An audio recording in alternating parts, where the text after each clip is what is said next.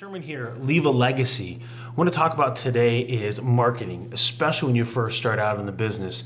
It's going to be imperative that you put down a list of everybody that you know, and you want to let them know that, hey, this is what I'm doing. This is where I'm decided to shift my career and take it into this industry.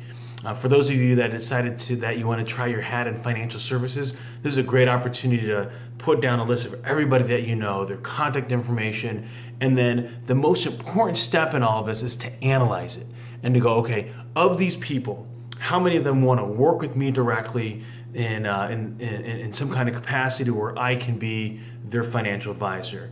The next step is to look at the individuals that you don't think that they're open to a conversation, but they're just not, it's more of a longer play. Hey, it might take 6 months, it might take 6 years. And there's gonna be a subset of people that you're like, you know what, I'm a little intimidated. They probably wanna see that I've been around for a while.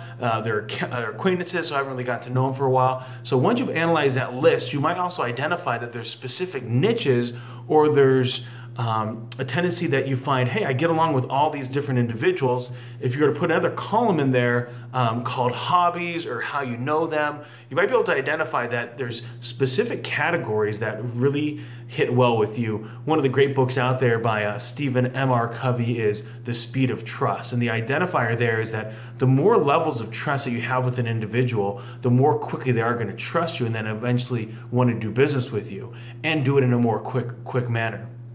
So once you've created this list, you've analyzed really who's the makeup here, you can really then hone in on, are there specific clusters? Maybe there's a company, maybe there's a specific niche that I can really go in on, and then, you know, let's say you know a ton of attorneys. Well, that's a good opportunity for you to be able to continue to focus on those people. But then also when you network, focus on networking with those individuals. So if we use the idea of, I know a lot of attorneys, and I reach out to them, who else is also trying to get in front of attorneys? Accountants are trying to get in front of attorneys. Maybe other attorneys are trying to get in front of attorneys.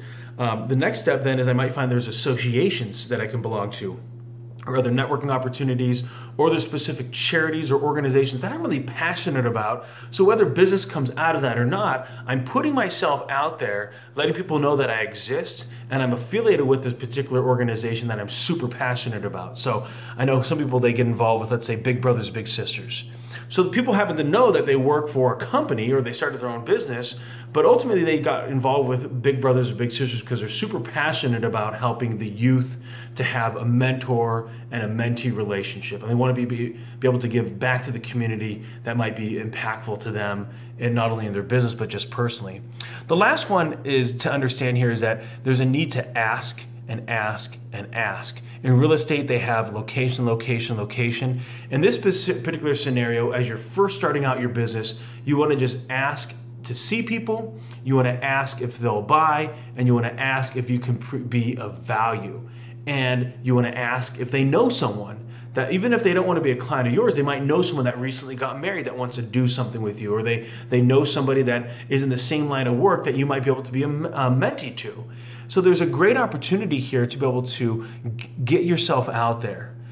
Again, have a strategy.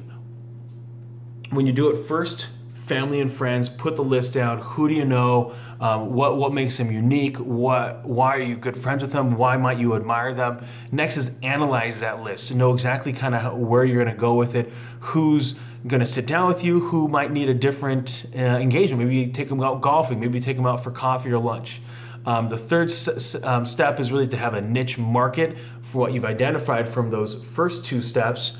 Then 4 is to be able to join some kind of association, a charity, a nonprofit, align yourself with your hobbies and passions and what you're interested in, just to be able to make sure that you're out there. And then finally is ask, ask, ask.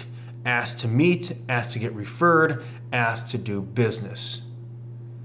Question that I have for you: what is your marketing strategy? Have a fantastic day.